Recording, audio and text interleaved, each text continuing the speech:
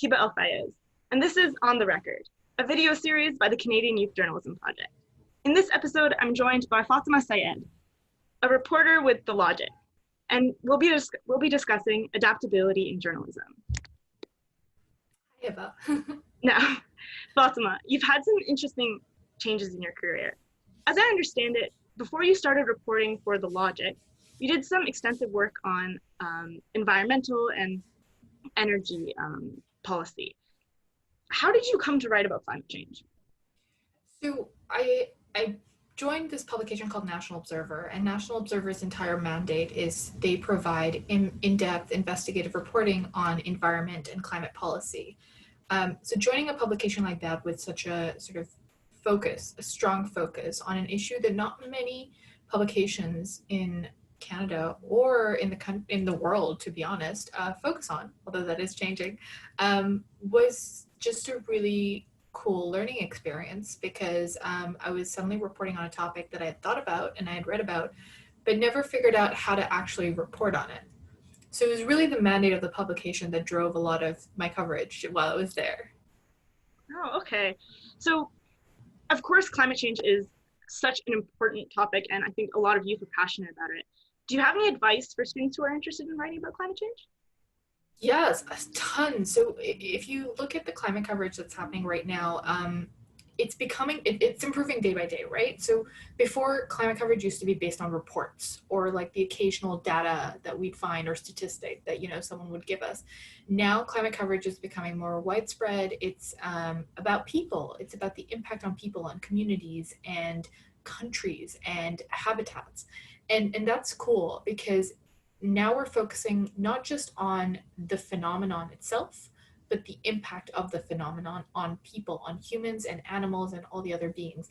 So I think my main advice would be to think outside the box. Like, climate coverage is evolving day by day more so than any other beat, I would say, in journalism. So think outside of the box. You have this huge thing that's happening everywhere in the world. Who's being impacted? Who is being impacted in a way that we don't know yet? Where can we go? What corner of the world haven't we looked at where it's also happening, maybe in a unique or different kind of way, where it's manifesting perhaps different to what we understand climate change to be in our own backyards? And I love that. So you don't have to just, interview a government leader about, what are you doing to prevent this very big crisis from happening. You can talk to communities, you can talk to kids, you can talk to faith leaders about how they're tackling an issue that is so global, it doesn't belong in any one backyard. So I would say, give it some more perspective. Youth nowadays are on the front lines of the climate crisis more so than anyone else. They know what's going on and they know where to look.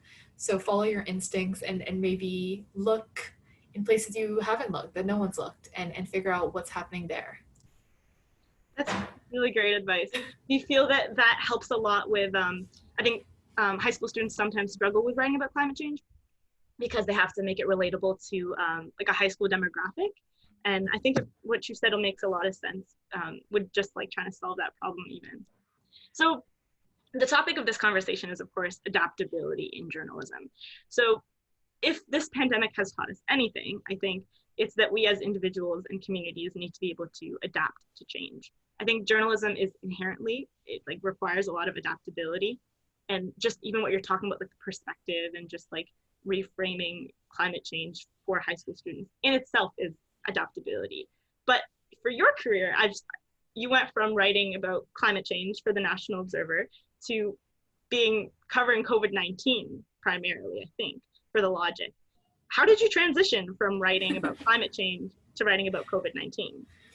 So you have to be flexible, right? So the thing I love about being a journalist is that it's literally a constant like educational experience. You are literally learning on the fly about things that are so different every single day.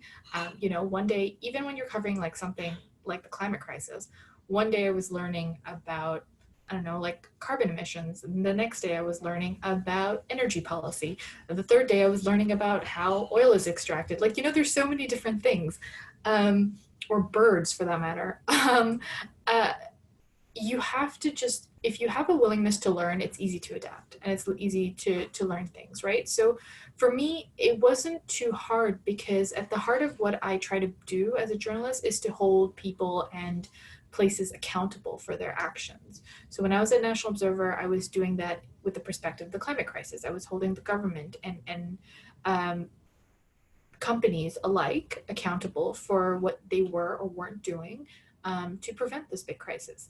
When I moved to the Logic, I was doing the same thing, but just for the economy and other companies. And when the pandemic started, it's just, you just reframe your mind, right? Okay, so instead of the climate crisis, I'm now thinking of this big public health emergency.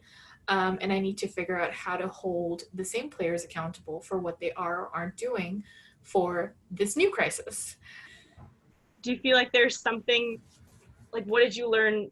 Is there something that you learned with this transition? Is there something specifically just because it was so abrupt and crazy? I learned that we're not necessarily, like, when unexpected things happen, we're not necessarily prepared as human beings in terms of how to react. As journalists, our job is extremely difficult in that regard because then we have to hold those people accountable for their reaction to unexpected things. It's such a weird sort of thing to think about because no one was prepared for something like the pandemic, and I'm sure no one was prepared for something like the climate crisis when it started decades ago.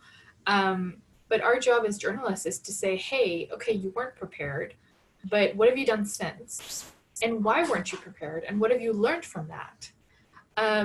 So the questions are always the same, but they're just more hard hitting when a crisis is happening. So the idea of covering so many different topics but using the same skill set is really valuable and really great advice. That brings me to like my next question, which is that when you begin your career as a journalist, or like when you work as a journalist, as you said, you have to write about a wide range of topics. But I think as a student, a lot of times you pick a niche and you get into journalism because you like writing, you like sports, so you write about sports, or you like music, so you write about music. And sometimes advice that I've gotten a lot is that students need to pick a niche and get really good at it. But do you think it's more valuable to do that or to write about many different topics? I have also received this advice as a student and as a young journalist. Pick a niche, find something that you're an expert at. And I tried and failed. And the reason is because my interests are very varied. I can't stick to one topic. There's too much going on in the world. You can't expect us to stick to a corner of the world. I would advise that instead of picking a niche, find a topic that you're passionate about, or find like 3 topics that you're passionate about, or 3 global issues that you really, really care about, that you think demands more reporting, that demands more understanding from the public and journalists alike, and start figuring out how to report that in interesting ways. Because breaking news doesn't sort of stay in a niche. It's all over. And as a reporter in a shrinking industry, unfortunately, you have to be adaptable, right? So keeping in mind sort of, the state of our industry and the state of the world in 2020, adaptability, flexibility, perspective, and just a really strong sense of journalism is more important than having a niche. So as students enter this new school year with COVID-19 on everybody's minds, how can students approach writing about topics that seem a little bit less urgent, like sports or entertainment and related articles like that? And do you have any advice for students who just feel like their writing might not be as well received, or any who are struggling with writing those kinds of articles? So there's always an appetite for a good story, right? Whether it's pegged to what's happening around us or not, a good story stands on its own legs. It's always going to be marketable. So I would say find a good story. And I know that sounds like very simple and very broad advice, but it really is as that, because if you can find a narrative that no one has told and tell it powerfully, you can pitch it. And editors can't say no to a good story. So you used sports as an example earlier. If it's a sports story that doesn't have anything to do with COVID-19, but shares a new insight about an athlete, or a game or a match of some kind, that's sellable. And I think the prowess of a good journalist is to be able to sell the value of that story, even in the most unprecedented of times, you know? Like, I started my career with a lot of coverage about Islamophobia, for example, or, you know, city planning. And I did a lot of stories about international events. Those things weren't necessarily the most hot button topics when I started writing about them. Because they were good stories and because no one was telling those stories, I think I was able to sell editors on them.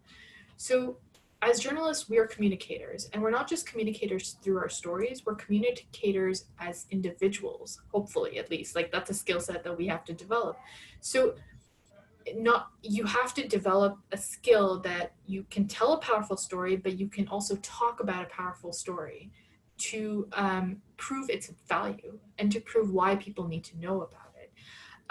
So don't hold back, I would say. Like, if you have a story idea you're sitting on that has nothing to do with COVID-19, that has nothing to do with whatever is happening in your community, but is just a really, really solid story told very well, take a chance. So yeah, that's my advice. Keep pitching until something lands, because that's how everyone gets their start.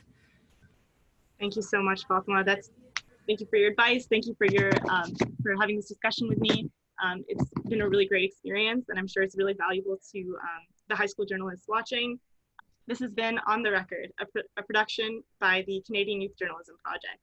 Thank you for listening.